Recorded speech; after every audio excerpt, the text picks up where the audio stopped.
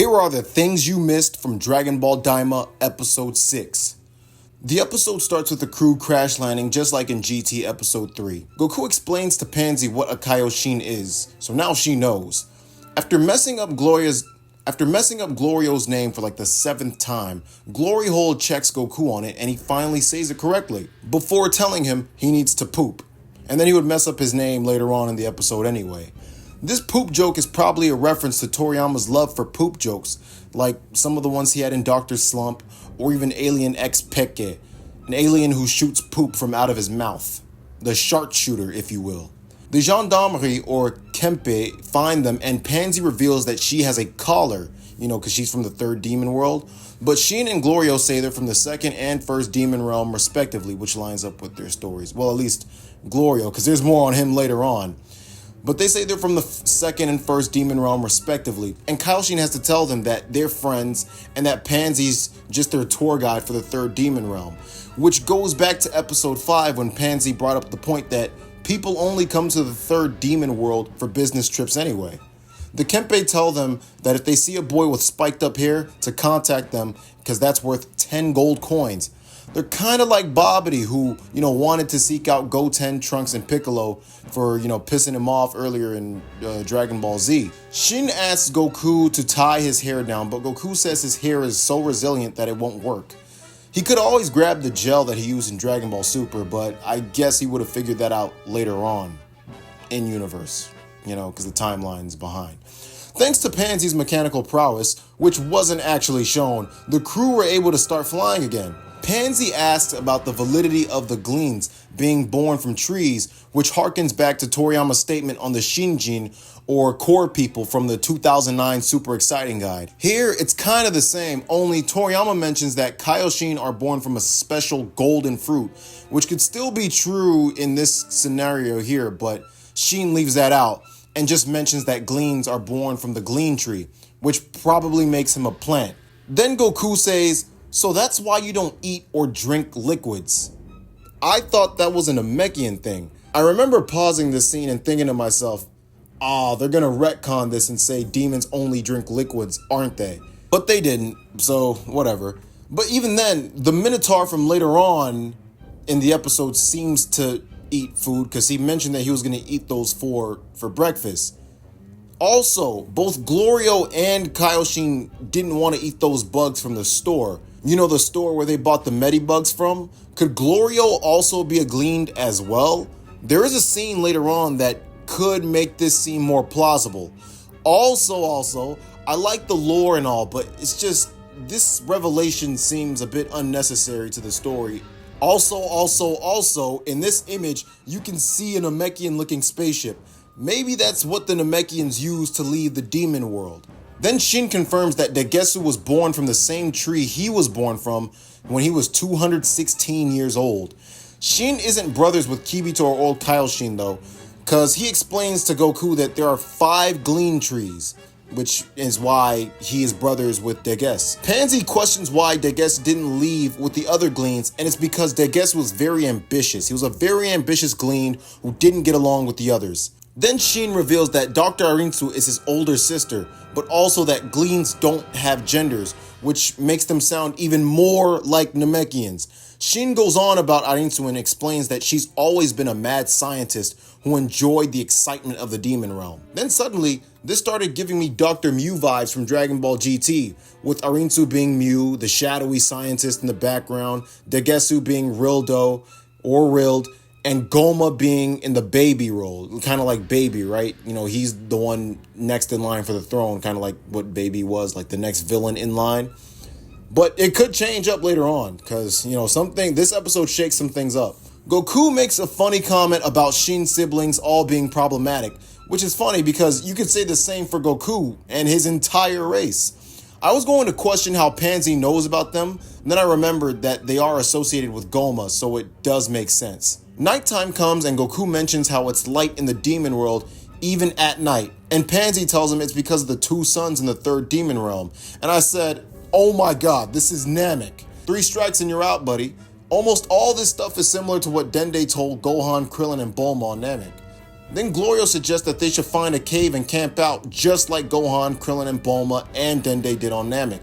Sucks for Pansy that they left all their camping stuff in the spot they crash landed in earlier. Goku apparently skips showers all the time. This was definitely a callback to Goku not knowing what taking a bath meant, or showers was, way back in Dragon Ball Chapter 2, and Bulma had to wash him.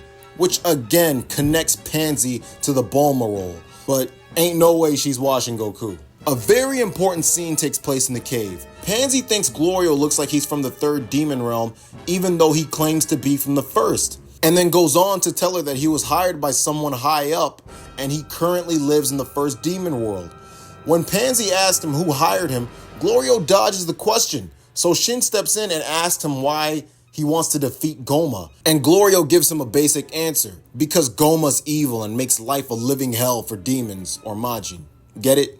A living hell for demons? Shin says that Glorio has a strong sense of justice for a Majin, which, further adds the suspicion to this guy.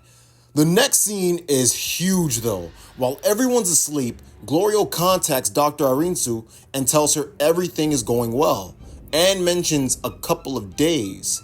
Arinsu tells him to contact her if anything happens. This doesn't have to mean that he is evil.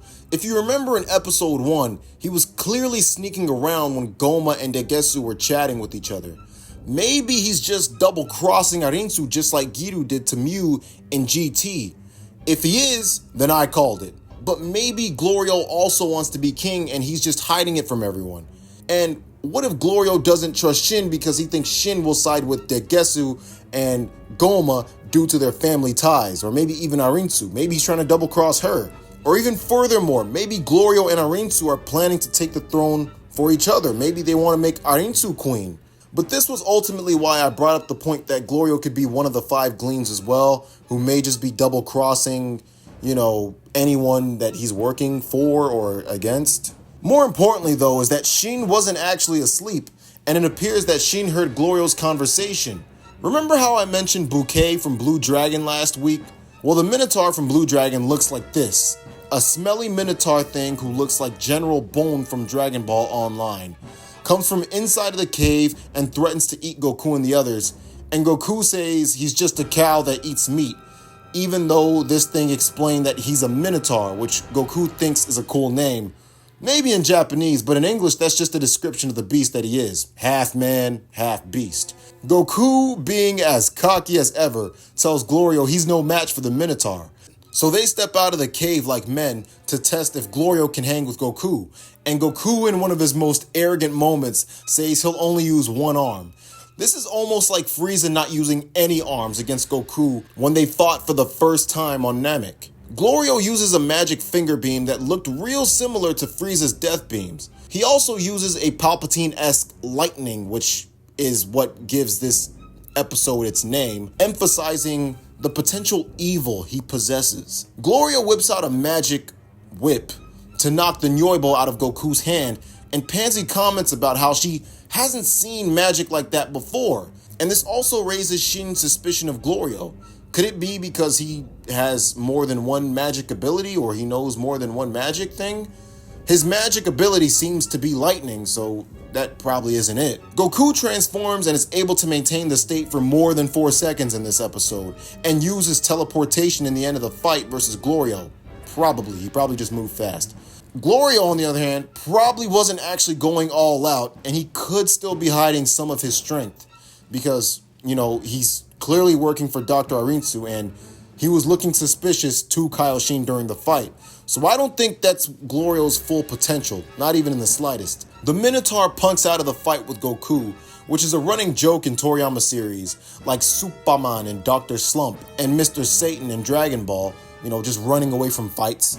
The show cuts to the cast on Earth for the first time since episode 2, and Vegeta's doing squats, and he looks absolutely ridiculous.